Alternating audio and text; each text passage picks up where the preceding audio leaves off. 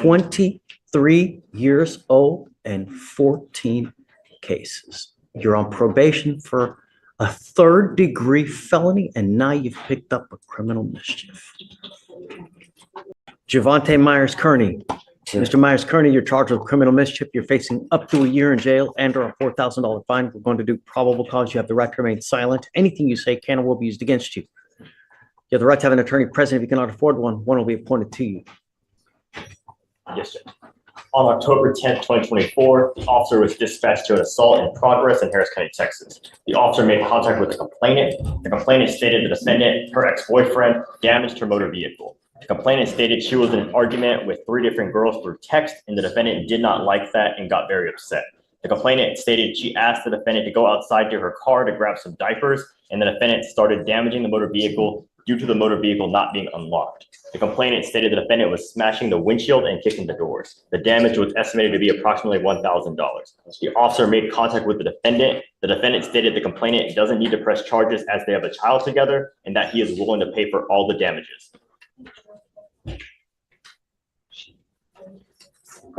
2019, burglar of a motor vehicle. 2022, evading arrest. 22, unlawful carrying of a weapon. 24, ag assault, possession of marijuana. I'm talking to you. Yes, sir. Possession of marijuana, another ag assault, another evading arrest, possession of a substance in a possession of a prohibited substance in a correctional facility, a fugitive case, and now a criminal mischief. 1, 2, 3, 4, 5, 6, 7, 8, 9, now 10. How old are you, Mr. Javante Myers-Kearney? 23. 10 cases, and you're 23 years old. I'm sending you for a drug test right now because I want to know what, if anything, is in your system. You must come right back after that drug test. If you fail to go to the drug test, if you fail to come back, I'm going to make your bond so high. Do you understand? You are not to have any contact with the complaining witness in this case, not to be in possession of any weapons, or go within 500 feet of. Your Honor, just so the court's aware, he's currently on probation out of Lumpkin County as well What? for engaging in organized criminal activity.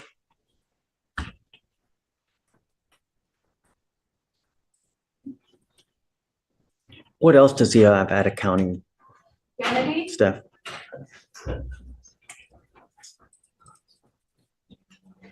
Compliance history right now, Your Honor. Judge, it looks like he had some juvenile history out of Fort Bend for theft. So that's how much? Okay, so there's 11, 12 for the engaging case. What else?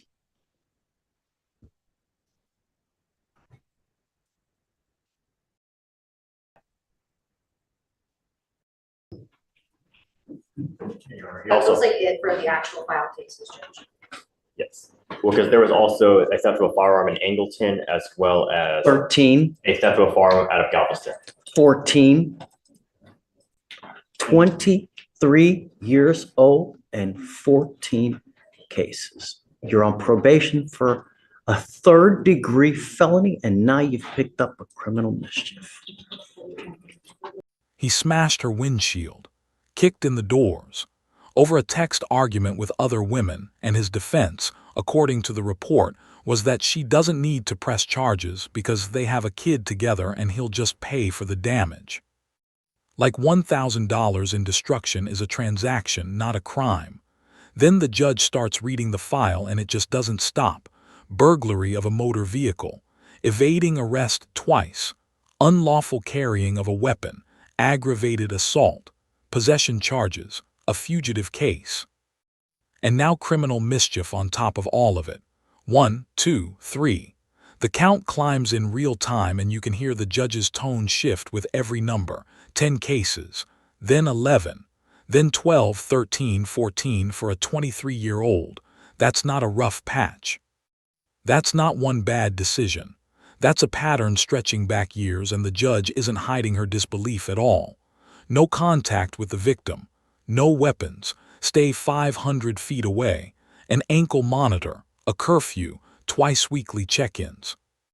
This isn't someone getting punished for one mistake. This is a system finally trying to catch up with a decade of them. What number would have made you stop giving chances? Comment below. I'm going to put an ankle monitor and I'm giving you a curfew of 7 p.m. to 7 a.m. And I'm going to have you come here twice a week to prove to me that you're not consuming alcohol or illegal substances. Do you understand? Yes, sir. One false move. Holy moly.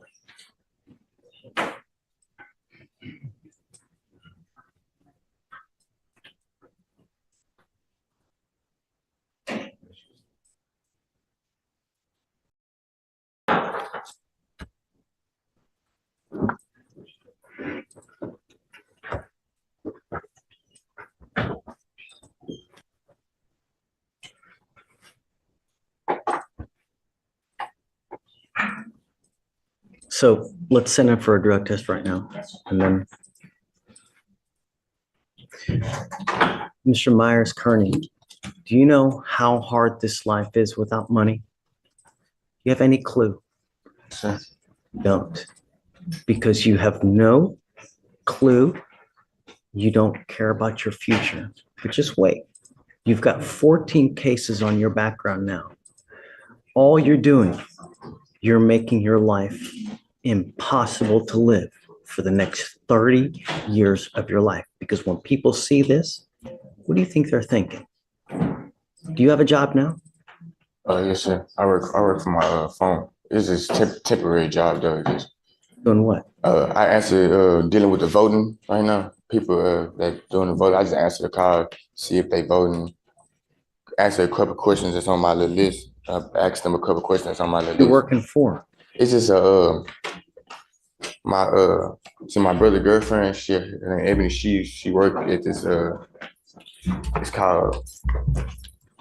I can bring all the paperwork. I can show everything about it. I just forgot the name of it. But I work through her. This is a temp job for her. Like I basically her assistant, just answering her phone, by people that's voting, writing their name down, stuff, giving the information to her so she can file it. And I can bring all the information for you though, just to verify and show you what I actually do. And I actually had a job working as a temp for Danny's group. If you ever knew, that was at Igloo out there, Katy. Igloo, just work at that company. Did you graduate from high school? No, sir, I got my GED though. I'm working to get my GED right now in my West House. No. I asked you if you graduated from high school. Yes or no? Yes, sir. Did you get your GED? We're getting it out. I'm in the process of it right now. We are going to work on that together right now. So what I'm going to do is I'm going to set your case off and I want you to show me what you have done to get your GED. I'm making that a condition of your bond that you get your GED. And if you don't do anything, it's not going to go well between you and I. Do you understand? Yes, sir. Okay. Guys, if we can send them now for a test, you're to come right back. Take a seat for me. Arredondo Chavez. Stephen, I need your help. Mr. Cormier, right? Yes, sir. You have 2 felony warrants for your arrest now. 2 felony warrants for aggravated assault with a deadly weapon, 1 for aggravated assault of a family member, 1 for aggravated assault with a deadly weapon. You've made bond on our interference case, but it looks like they just filed on 10/10, which was about 8 days ago, 2 felony assault cases. So we have to take you into custody. You do have a lawyer coming today? Yes. Okay, so what we're going to do is we're just going to verify that the warrants are valid. If they are valid, I have to take you into custody. Do you know how hard this life is without money? You don't, because you have no clue. That line lands different once you realize the judge isn't lecturing out of anger. She's genuinely trying to get through to someone with 14 cases who still doesn't seem to see where this road ends. You're making your life impossible to live for the next 30 years, she tells him, and you can hear her actually mean it. Then comes the job story, vague, shifting, hard to pin down, no GED, working through his brother's girlfriend doing something he can't quite name. The judge doesn't accept it at face value. She makes the GED a literal bond condition, not a suggestion, a requirement. And just when you think this segment is winding down, the energy flips entirely. A new defendant steps up, 2 felony warrants, both aggravated assault, one with a deadly weapon, one against a family member. No bond, straight into custody. No negotiation, no conditions, no second chances offered. Just the weight of 2 violent charges landing all at once. 2 completely different defendants, 2 completely different outcomes, both shaped entirely by what's already in their file. Which case do you think is more dangerous? Tell us below. You're being held at that right now at no bond. So at some point you'll get in front of a magistrate, and I don't know if they'll set you a bond, but I'll have you talk to your lawyer today as well. Okay? Goes with you. Judge, Victoria said something. We had him scheduled for a TRS, but he wanted out before he could do it in custody. And they were PR bond. No, I'm not done with continue to give you PR bonds and you fail to appear. No, it doesn't work like that. We give you a PR bond, you don't show up. We give you a PR bond, you pick up a new case. You know, it's over and over and over. I mean, when do we say when, Mr. Williams? I got into a program. I got into rehab. I got off. I was homeless. I'm from South Carolina, and I got into a program. We're up to 3 cases. We're up to 3 different times you don't appear. I mean, when do we say when? They threw my paperwork and all this type of stuff away. I didn't know nothing about this. Oh, they give you paperwork when you leave the jail. They held my property, sir. And I came up here to get my property over like 10 times, and they sent me to another HPD or something. Always someone else's fault. Always someone else's fault. I went back and forth, sir.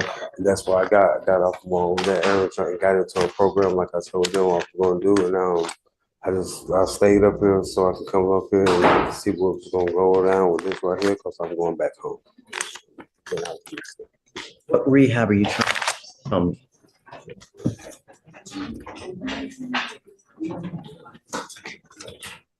Gifted Souls in Pearland. You just give me a piece of paper. I've been in there a whole week. I didn't want to just walk up to you and give it to you. But this isn't a paper, this is just information about the program. Yes, sir. I've been in a whole week. So let's do this. Take a seat for me in the jury box. I'm gonna get a hold of your lawyer. I Because, don't have a lawyer. yes, you do. We appointed you a lawyer. You have a lawyer, Mr. Brooker. So, I don't want to do anything until we talk with your lawyer to figure out where we're gonna go. But, so just take a seat for me in the jury box. I'm gonna get a hold of your lawyer. We'll see how we go forward.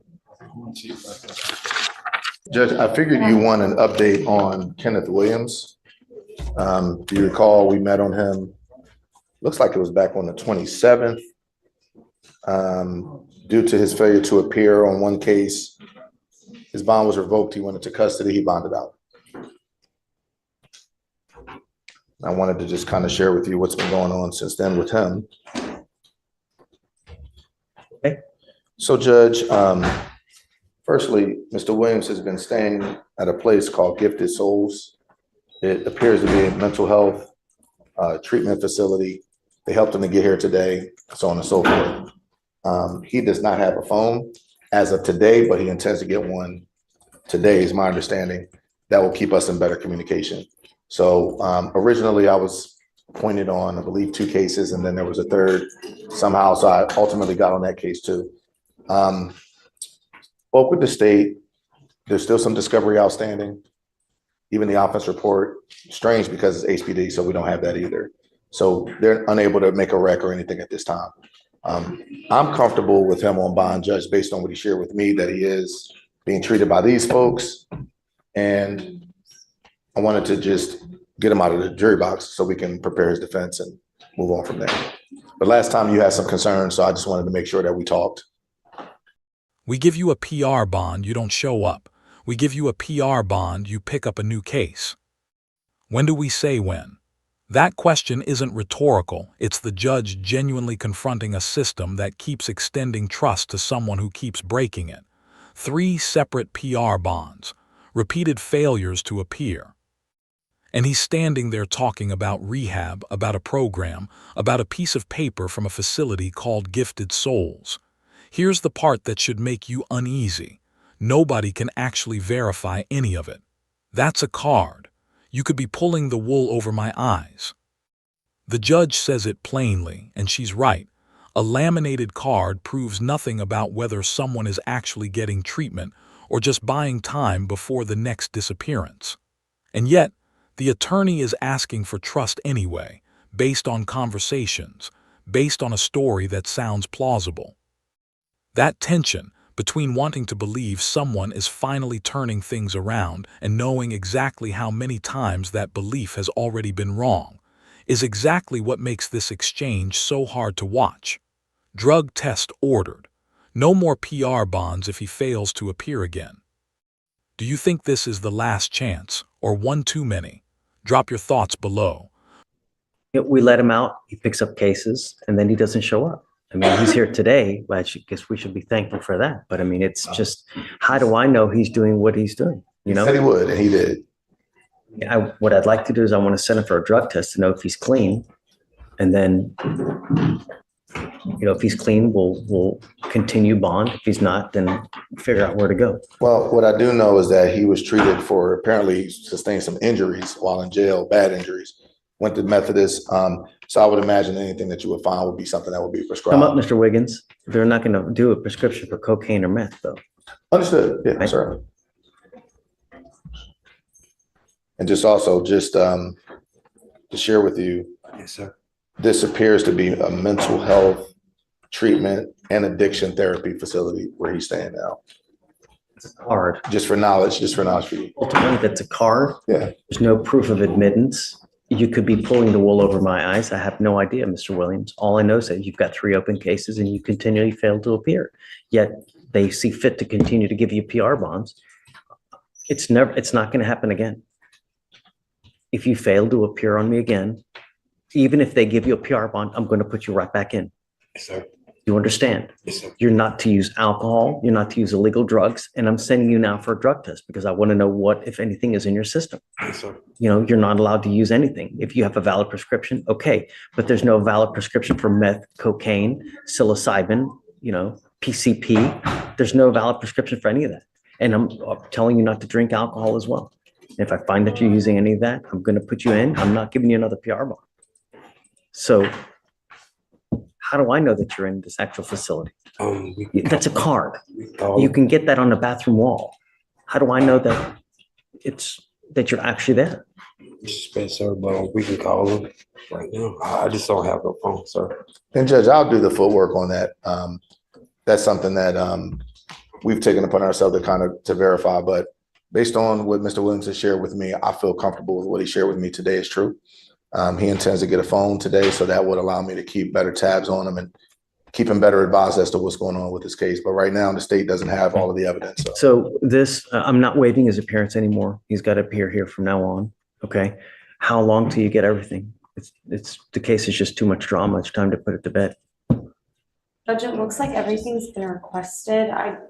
We can, I'll follow up with my admin and see where we are. It's weird. It's an HBD case from That's what I September. said. It should be in. That's what Defense and I were saying at the table. HBD uploads their stuff immediately. There's no excuse as to Policy, why. actually, Judge, to do it the same day. That's for Williams, right? Yes, it is. So I'm going to send them. So pick a day next week. We'll have them come back. I want you to bring me proof that you're actually in this facility. I don't want just a piece of paper. I want proof that you've actually been admitted and that you're staying there because I don't want you out on the street. That's what I've told you since the beginning. I don't want you on the street being up to no good and just living on the street. If you have a place to stay, wonderful. Then that's okay with me. But street is not okay. Thank you, Judge. We'll take care of it. All right. So pick a day next week. You have to be back here and I'm sending you for a drug test right now. Thank you, sir. Thank you a lot. For now, Judge, may you step into the gallery? Please. Can I get my little? Yeah, just. 14 cases at 23, 2 felony warrants landing in an instant, a man asking for one more chance after 3 broken promises. 3 completely different stories, and one question running underneath every single one of them. How many chances does a system owe someone before it stops being mercy and starts being negligence? What stood out most watching this back-to-back wasn't the anger in that courtroom, it was the restraint. A judge reading off 14 charges without raising her voice. A judge ordering a drug test instead of an outright denial, still leaving a door open even after being lied to before. That's not weakness. That's a system trying to hold 2 things at once, accountability and the possibility that someone might actually change. That tension is exactly why this channel exists, to show you these moments raw and uncut, without anyone telling you how to feel about them, so you can sit with the weight of it yourself and decide where you stand. So tell us, out of everyone in this docket, who do you think actually deserves the benefit of the doubt, and who do you think has used up every chance they're going to get? Drop your perspective in the comments, and if this kind of unfiltered courtroom footage hits different, subscribe. There's a lot more of this docket coming.